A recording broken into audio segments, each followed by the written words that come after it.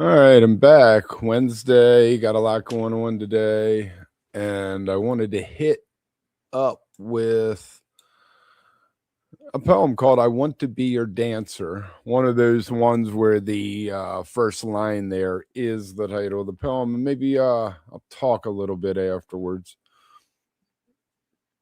I want to be your dancer, moving across the asphalt with my bare soul touching and turning black as the summer night, moving to the slow rattle of angel drums echoing from Ocampo across the desert.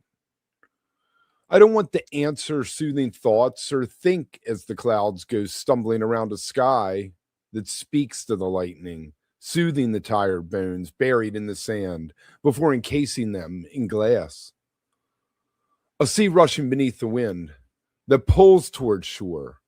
Soon it will be September. Foretold by the stars that litter the night and retold in winter's dim light, a sapphire, the door that opens backwards like a mirror, trying not to lose anything, a fastball curve dropping out of sight. Nero would show me the world beneath the sea if I could swim. The Morse code a tapping pen sends to weary ears, the patterns in ashes swirling around dying embers, a campfire reflected in eyes dirty with tears. The cult of truth that runs your cheek and pulls on the nape of your neck. The hall not wanting what you are given. The blade that gives only what you ask. A satisfaction in finishing without knowing what history will write. As unconcerned as the wind when considering leaves. This is a weird poem because the first two verses are like 7 or 8 lines each. Then it gets down to 2, 3, 2 that are longer verses, 8, 9, 10 syllables. And then boom, from a sapphire one, it almost becomes like the voice. It's the turn. There's a turn in it. It's like an extremely long, complicated sonnet where the turn is about halfway through by number of words, not like length. It's actually over on my Inertia Satori website. If you want to go over and check it out, it's in the collection What's New in Ellicott City. Because I was stuck in Baltimore, in Ellicott City, at my mother's house at the time, going to college. God help us. I want to be mad at Iowa for their damn workshop idea that they started back in the 30s or 40s, but so many great poets have been bludgeoned to death by the workshop. I think we need to let the kids just write and write and write and figure it out. It might take you 40 years. It might take longer. I feel like a lot of stuff I just figured out. I thought I knew everything when I was 20.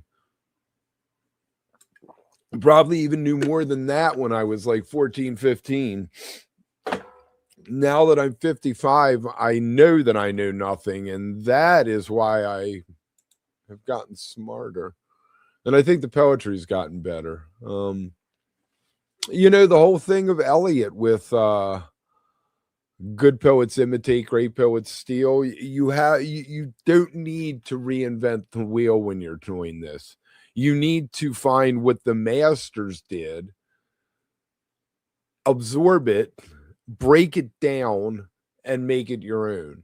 I mean, even somebody like a Jackson Pollock painter, I'm sure understood Picasso, and before that Rembrandt or other people, Kandinsky or something like that.